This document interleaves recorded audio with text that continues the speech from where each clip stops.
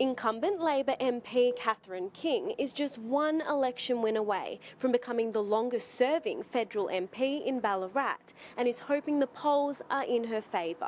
A camping trip gone horribly wrong. After diving into the Murray River and hitting his head, Jackson Davey was rushed to hospital with a serious spinal injury. Couldn't move, and it ended up that I was face down in the water for about 2 or 3 minutes, and I was just lucky enough that one of my mates came in and flipped me and dragged me out. It has been 3 months since the freak accident and Jackson is finally back in the water. Rio's been pretty good, yeah, so I was a keen swimmer before this, and yeah, it was good being back in the water. Hopefully I achieve next is being able to walk again.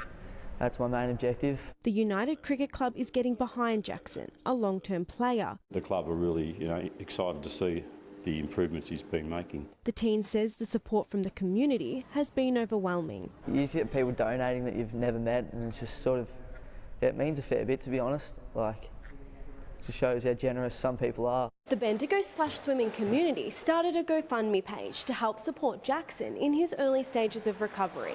It has raised nearly $20,000 in the past 3 months. We first started off with just like a goal of about $5,000 and that happened within a week, which I was real surprised about. I had no idea that was going to happen. Nadia Dimatina, 9 News. Ballarat businesses are set to make big savings on their electricity bills thanks to new funding from the state government. The grant will help social enterprises take control of their electricity supply and reduce costs. Nadia Dimatina explains. Uniting Ballarat's Restore Op Shop will also benefit from government funding after receiving more than $7,000 to install a new 10-kilowatt solar array on its store roof.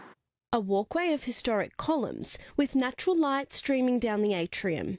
Works to restore the city's old mining exchange building are finally underway. To actually restore and reinvigorate the old mining exchange, the idea is to turn it back into a large casual dining space and function area upstairs here. But it has been a slow start. The whole idea of actually making sure we're compliant with the current building regulations and marrying that into the aesthetics of the old building has proved a bit longer than we'd hoped. The permit to start construction was delayed, setting the project back 6 months. It's taken a bit longer than we thought. Certainly we knew it was a complex old building. But there have been other challenges for builders. To actually keep everything looking old, aged and weathered has its complications as well. Builders are aiming to incorporate aspects of the old mining exchange into the final design. As builders, we haven't changed or removed that aesthetic once again, and really try to invoke as much as we can and bring it back to its original, I suppose, former glory. During the demolition process, builders uncovered this vault door concealed within the brick wall. They believe it could have been a gateway to storing gold in the old mining exchange building. The new look building is set to be completed by late this year. Nadia Dimatina, 9 News. In 2 weeks' time, members of the whole community will be walking 210 kilometres from Bendigo to Mount Buninyong as part of a new initiative to focus on wellbeing and mental health. This 6-day walk is also a major fundraiser aiming to raise $50,000. An innocent boy taken from the world too soon.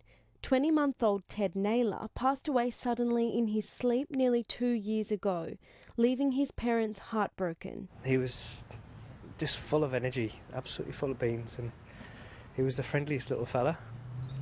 He was such a beautiful little boy. He's being remembered at St Clement's Church in Huntly after a new playground was created in memory of him. I'm really overwhelmed with how much people have put into this beautiful space for the community, but remembering our little boy. His parents hope the playground can heal others dealing with grief and provide a positive play space for children. It can be just a happy place, because all kids deserve to be happy. The eco-friendly playground is full of little reminders of their son. Ted loved the outdoors, colour and adventure. The rainbow colours is just full of life and full of colour. There are trucks and cars and 2 little ducks. A $4,000 grant from the Bendigo Northern District Community Enterprise, combined with donations from businesses, helped make the playground possible. They've been able to complete this project as a beautiful aspect and improvement to our local community. Nadia Dimatina,